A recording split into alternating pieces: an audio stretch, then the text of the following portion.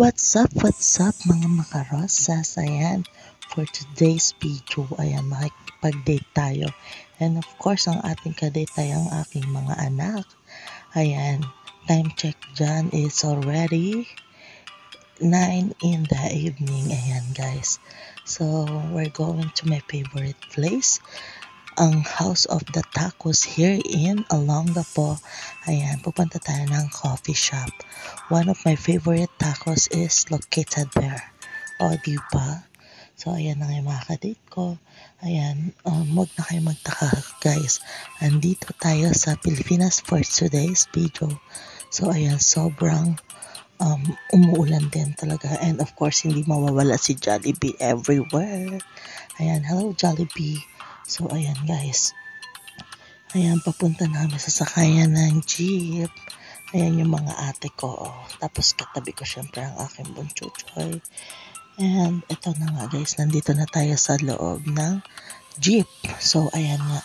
First time ko na naman after ko lang ng 5 years makasakay ng jeep. And this is my, kung hindi ako nagkakamali, first day or second day na dito sa Pilipinas. Actually, kakauwi ko lang kahapon. And ngayon, ito na kami. Rarampa na kami sa ulanan. And finally, we are here at Coffee Shop Barreto. Ayan guys, oh. Oh, diba? Ang ganda. Miss na miss ko na to guys. And andito na tayo sa loob. Ayan, checking the menu. Kanya-kanyang check yan. Okay, alright. So, ayan na nga. Ayan yung mga pagpipilian. And eto na nga guys. Tinatanong ko na sila dyan kung anong gusto nila. And of course, yung bunso ko gusto niya spaghetti and the hard tacos. And Ate Chloe want soft tacos. And Ate Nian want the breast chicken burger. And me, dalawang hard tacos lang. Aywa. So, ito na nga. Ayan o, pili-pili. O, diba? Ang sarap niyan.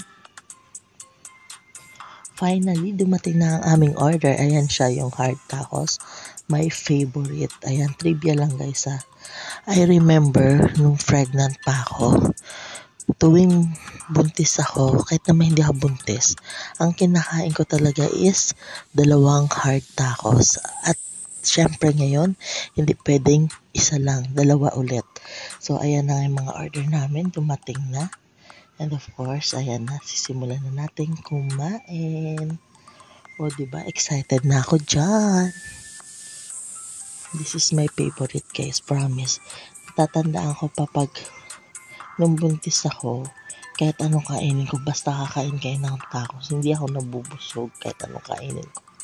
Tapos pag pumunta kami ng coffee shop yan at nakain ko na yan, feeling ko busog na ako. At not once, but twice. Ayan. Lalo na yung sa bunso ko talagang kaya kong kumain ng 3. Grabe, diba? Kaya ang sexy ko talaga eh. So, ayan. Perfect combination ng kanila special sauce. And of course, yung napaka-sweet nilang ketchup. Sobrang sarap. O, diba? Ang sarap-sarap niyan guys. Promise.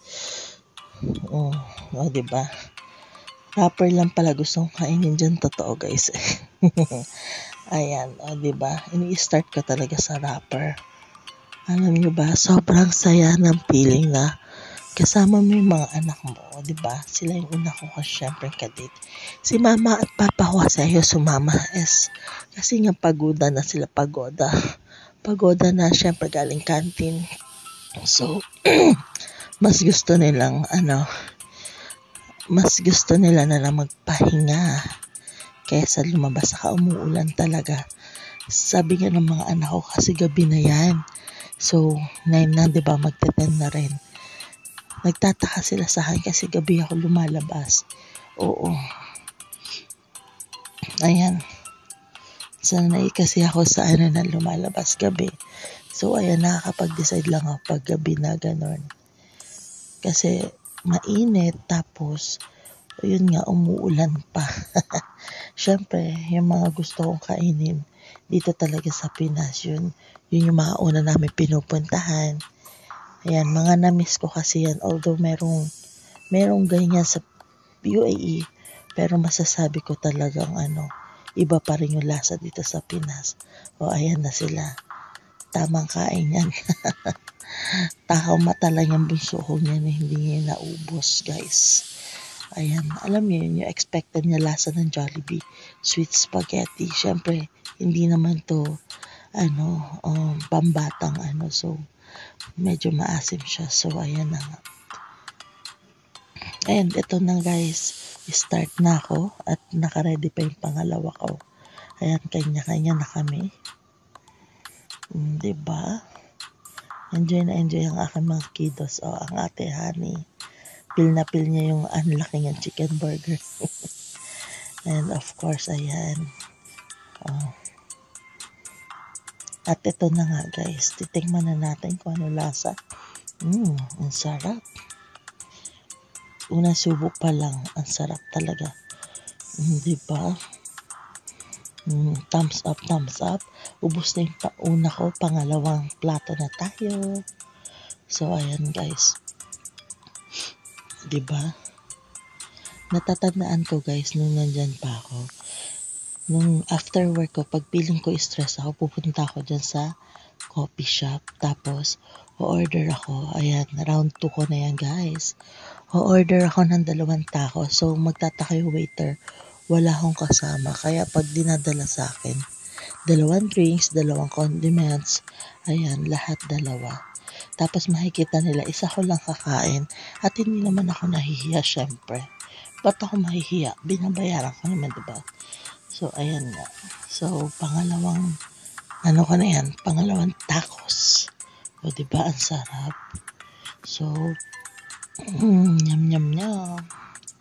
Talagang nag-enjoy ako dyan, guys. Promise. Sobrang sarap. O, diba? Enjoy na enjoy ang lola mo dyan. Sino ko naman dyan? Ayan na nga. Sarap yarn. O, diba? Basta na-enjoy lang namin dyan. Kulitan. Well, kainan. Kain na kain. Kulitan. Ganun. Best moment ever yan, guys. Yung makasama yung mga kids mo. Ayan. First date ko pa sila, syempre, of course. Before anything else. Ayan. Mauna at mauna talaga yan sa aking list. At hindi lang syempre, minsan syempre, mostly of the time, I'm with my kids, of course. Ayan, family is first. Ayan. Diba? Wala akong gana talaga eh. Sarap. Feel na feel ko talaga. Wala akong gana. Pagdating dyan, kayang-kaya kong 2. Ayan. So, ini-enjoy ko lang talaga. Sobrang sarap. Diba? And ayan, finally, ubos na yung 2 ko. And of course, yung sa bunso ko, ayan o. Ayan, sila hindi nila man lang naubos yung kanila. At talaga naman, syempre tinake out namin yan. At sayang, at alam mo na, sayang naman. And ayan, guess the bill na kami. Ayan, si siya ng hula niya is 1,000. Si Ate Chloe ang hula niya is 700. Si Ate Honey Ann is 3,700. And ayan na nga, nagkakahulaan na yan. Ayan. Ayan na oh. Tawanan sa tawanan. At ayan na nga, 3,700 katinian. Ang total bill is the total bill is 1,705. Ayan. Yan ang bill namin for tonight video. And ito na nga, may take out kami. Siyempre, hindi pwedeng kami lang yung kakain. Of course, ang aming family outside. Inside house. So, ayan guys, pauwi na rin kami yan. At busog-lusog na siyempre. O, diba? And ito na nga, palabas na kami. Siyempre, bago umuwi, ayan na, mag-picture-picture daw muna kami. Ayan. Alam niyo na kung saan nagmana yung mga anak ko. Ayan, picture while waiting for the jeep.